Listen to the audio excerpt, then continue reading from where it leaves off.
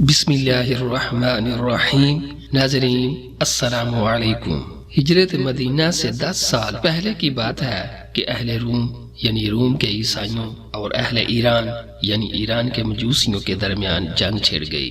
رومی اہل کتاب تھے جبکہ ایرانی مجوسی تھے، یعنی آگ کی پوجا کرتے تھے اور مشرکین میں سے تھے۔ مسلمانوں کی ہمدردی فطری طور پر رومیوں کے ساتھ تھی کیونکہ وہ اہل کتاب تھے، جبکہ مشرکین مکہ ایرانی مجوسیوں سے ہمدردی رکھتے تھے کیونکہ ایرانی بھی مشرک تھے۔ اس طرح مشرکین مکہ ایرانیوں کے ہم پلہ تھے۔ اتفاق سے دونوں کے درمیان جنگ میں اہل ایران یعنی مجوسی فتح یاب ہو گئے، جس کی وجہ سے مسلمانوں کو دلی تکلیف ہوئی، جبکہ مشرکین مکہ کے دلوں میں بہت راحت پہنچی۔ جب ایرانیوں نے جنگ میں جیت حاصل کی تو مشرکین مکہ نے بہت خوشی منائی۔ اس موقع کا فائدہ اٹھاتے ہوئے مکہ کے ایک مشرک نے ازراہ تنس سیدنا ابو بکر صدیق رضی اللہ تعالی عنہ سے کہا کہ آپ کے اہل کتاب جنگ ہار گئے ہیں اور ہمارے ہم مذہب جنگ جیت گئے ہیں۔ مسلمان پہلے ہی دل برداشتہ تھے، اوپر سے انہوں نے جب ابو بکر صدیق رضی اللہ تعالی عنہ پر طنز کیا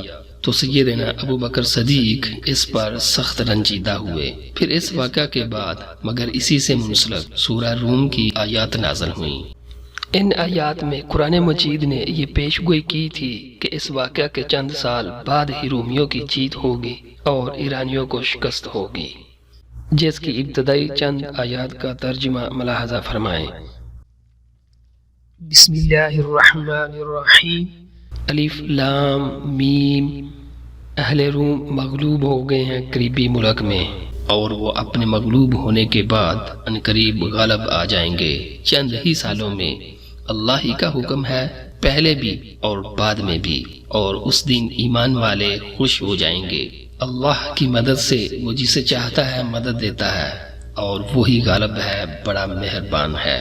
جب یہ آیات نازل ہوئیں تو مشرکین مکہ کو بھی اس بات کا پتہ چلا کہ محمد صلی اللہ علیہ وآلہ وسلم نے کہا ہے کہ عنقریب اہل روم فتح یاب ہوں گے، تو مشرکین مکہ بھاگ کر ابو بکر صدیق رضی اللہ تعالی عنہ کے پاس پہنچے، جبکہ سیدنا ابو بکر صدیق رضی اللہ تعالی عنہ بہت ہی نرم طبیعت کے مالک اور حلیم الطبع انسان تھے۔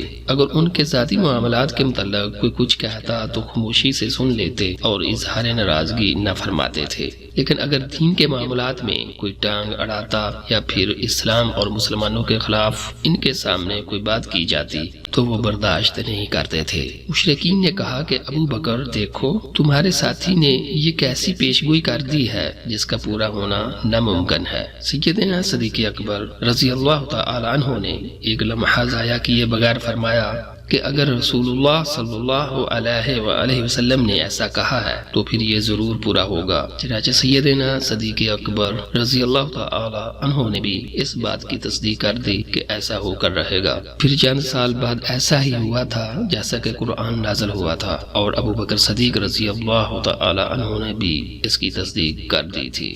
پھر چند سالوں بعد ایسا ہی ہوا کہ رومیوں نے ایران پر فتح حاصل کر لی، جیسا کہ قرآن مجید میں سورہ روم کی ابتدائی چند آیات کی آپ لوگ خود بھی تلاوت کر کے مزید اطمینان حاصل کر سکتے ہیں۔ ناظرین، آپ سے گزارش ہے کہ چینل کو سبسکرائب کر لیں تاکہ آپ بعد میں آنے والی خاص انفارمیٹیو ویڈیوز کو دیکھ سکیں۔ ویڈیو کو لائک اور شیئر ضرور کریں۔ شکریہ۔